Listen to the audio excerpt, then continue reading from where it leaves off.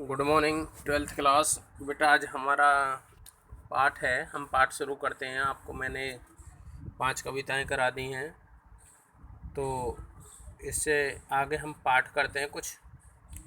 पहला पाठ है भक्तिन, जिसकी लेखिका हैं महादेवी वर्मा। तो भक्तिन पाठ लेखिका महादेवी वर्मा का एक संस्मरणात्मक रेखा चित्र है बेटा। ये रेखा चित्र शैली में लिखा हुआ है। तो इसमें भक्तिन के बारे में महादेवी वर्मा जी ने बताया है कि एक औरत उनके पास आती है नौकरी के लिए। उसके वेशभूषा पहनावे को देखकर वे उसका नाम भक्तिन रख देती हैं। उसी के ऊपर ये पाठ सारा लिखा हुआ है। तो शुरू करते हैं। नाटे कद और दुबले शरीर वाली भक्तिन अपने पतले होठों के कोनों में दृढ़ संकल्प और छोटी छोटी आंखों में एक अजीब समझदारी लेकर जिस दिन पहले पहल मेरे पास आ उपस्थित हुई थी, तब से आज तक एक युग का वक्त बीत चुका है।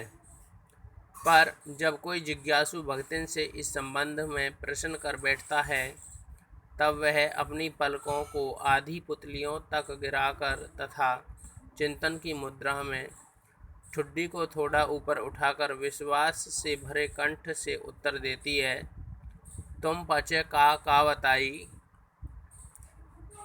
यह 50 बरिस से संग्रहित है। इस हिसाब से जो मैं 75 की ठहरती हूँ तथा वह 100 साल की आयु भी पार कर जाती है। कहने का मतलब यहाँ भक्तिन जो है छोटे कद की है, दुबला पतला उसका शरीर है, पतले होठ हैं और आंखें छोटी छोटी हैं, लेकिन उनमें समझदारी है। वह अपने संबंधियों को लोगों को बताती है कि तुम्हें क्या बताएं, कोई 50 वर्ष से लेखिका के वो संग्रहणे की बात करती है। इसका मतलब है कि लेखिका 75 वर्ष की उम्र में बड़ी थी, वह 100 वर्ष को पार कर गई।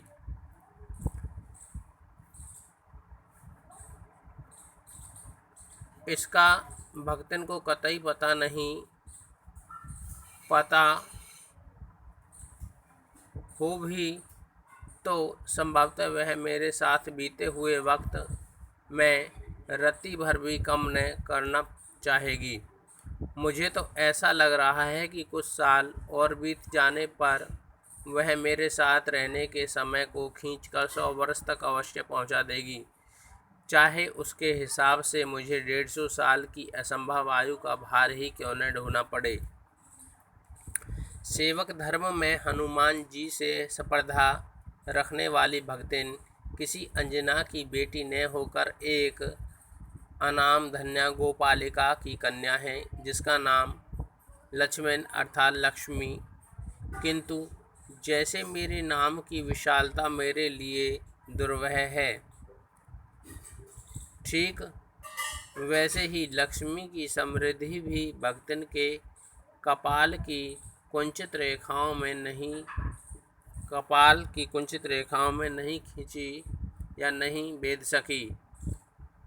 वैसे तो जीवन में अक्सर सबको अपने अपने नाम का विरोधाभास लेकर जीना पड़ता है, किंतु भक्तिन बहुत ज़्यादा समझदार है, क्योंकि वह अपना यह समृद्धि सूचक नाम किसी को बताती ही नहीं, केवल तब जब नौकरी की खोज में आई थी।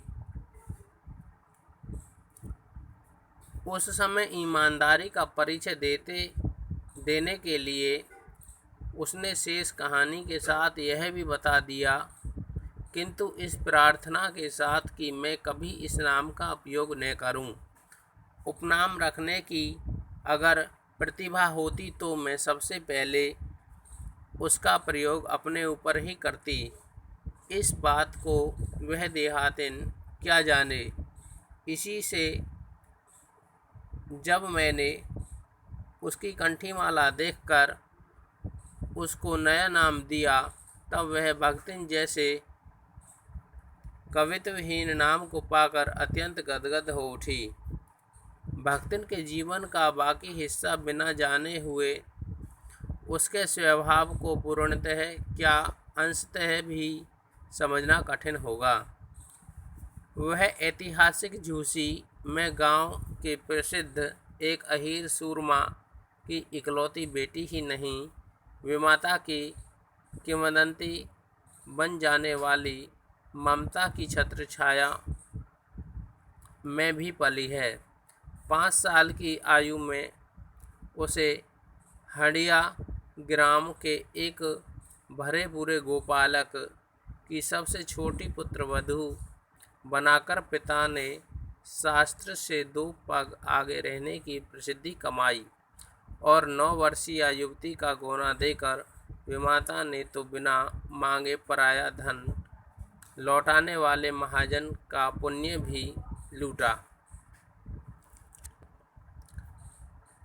पिता का उस पर अगाध स्नेह होने के कारण स्वभावतः ईर्ष्यालु तथा संपत्ति की रक्षा में सतर्क विमाता ने उसके मरणांतक रोग की सूचना तब भेजी जब वह मृत्यु का समाचार भी बन चुका। विलाप के अपशगुन से बचने के लिए सास माता ने भी उसे कुछ न बताया। बहुत दिन से वो मेहर नहीं गई, सो जाकर देख आवे, ऐसा कहकर और पहना उठाकर सास ने घर से विदा कर दिया। इस अप्रत्याशित अनुग्रह ने जैसे उसके पैरों में पंख लगा दिए थे, पर वे गांव की सीमा में पहुंचते ही टूट गए। हाय लक्ष्मण अब आई कि ना समझ पुनरावृत्तियां और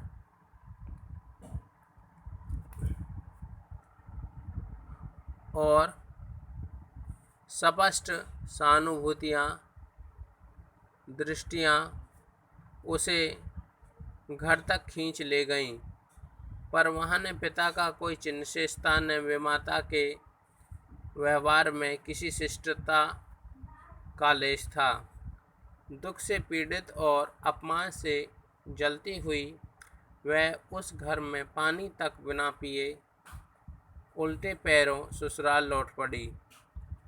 अपनी सास को खरी खोटी सुनाकर उसने दुष्ट विमाता पर आया हुआ क्रोध शांत किया और पति के ऊपर गहने आदि फेंक फेंक कर उसने पिता के चिर विछोह की मर्म व्यथा व्यक्त की। उसके जीवन के दूसरे परिच्छेद में भी सुख की बजाय दुख ही अधिक हैं। जब उसने गेहुए रंग तथा बटिया जैसे मुख वाली अपनी पहली कन्या के 2 संस्करण और कर डाले, तब सास तथा जेठानियों ने होठ बिचकाकर उपेक्षा प्रकट की। यह उचित भी था, क्योंकि सास 3 कमाऊ वीरों की विधात्री बनकर मचिया पर विराजमान पुरखिन के पद पर आसीन हो चुकी थी और दोनों जेठानियां काकभूषणी जैसे काले लालों की क्रमबद्ध सृष्टि करके इस पद के लिए नई उम्मीदवार थीं। छोटी बहू के लीक छोड़कर जाने के कारण उसे दंड मिलना जरूरी हो गया।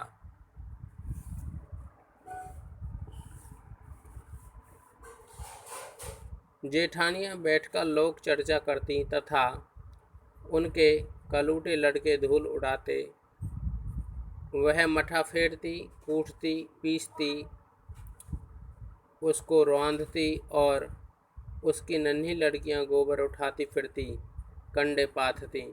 जेठानियां अपने भात पर सफ़ेद राब रखकर गाढ़ा दूध डालती तथा उनके लड़कों को औंठते हुए दूध पर से मोटी मलाई उतारकर खिलाती। तो ये था उन भक्तिन के परिवार का बेटा कि परिवार में उनके साथ क्या हो रहा था। वह काले गुड़ की छोटी सी डली के साथ कटौती में मट्ठा पाती तथा उसकी लड़कियां चने बाजरे की घुघरी चबाती।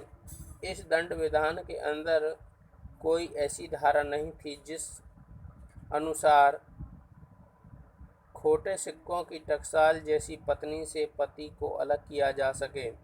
सारी चुगली चबाई की परिणति उसके अपने पति पत्नी प्रेम को बढ़ाकर ही होती थी। जेठानियाँ छोटी छोटी बात पर धमाधम पीटी कूटी जाती, पर उसके अपने पति ने उसे कभी उंगली तक नहीं छुआई। वह बड़े बाप की बड़ी बात वाली बड़ी बेटी को पहचानता था। इसके अलावा परिश्रमी, तेजस्विनी और पति के प्रति रोम रोम से ईमानदार पत्नी को वह चाहता भी बहुत रहा होगा, क्योंकि पति प्रेम के दान पर ही पत्नी ने अलगोजा करके सबको अंगूठा दिखा दिया। सारे काम वही करती थी, इसलिए खेत खलिहान, गाय भैंस, अमराई के पेड़ आदि के संबंध में उसी का ज्ञान बहुत अधिक था। उसने छांट छांट कर ऊपर से असंतोष की मुद्रा के साथ तथा अंदर से पुलकित होते हुए जो कुछ लिया, वह न केवल सबसे अच्छा रहा, बल्कि परिश्रमी दंपति के निरंतर प्रयास से उसका सोना बन जाना भी स्वाभाविक हो गया। धूमधाम से बड़ी बेटी का विवाह करने के बाद पति ने घरौंदे से खेलती हुई 2 कन्याओं तथा कच्ची गृहस्थी का भार 29 वर्ष की पत्नी पर छोड़कर इस संसार से विदा ली। जब वह मरा तो उसकी आयु 36 वर्ष से कुछ ही अधिक रही होगी, किंतु पत्नी आज उसे बुढ़ऊ कहकर याद करती है। भक्तिन यही सोचती है कि जब वह बूढ़ी हो गई तो क्या परमात्मा के यहाँ वे भी बूढ़ा न गए होंगे, इसलिए उन्हें बुढ़ऊ न कहना उनका घोर अपमान है।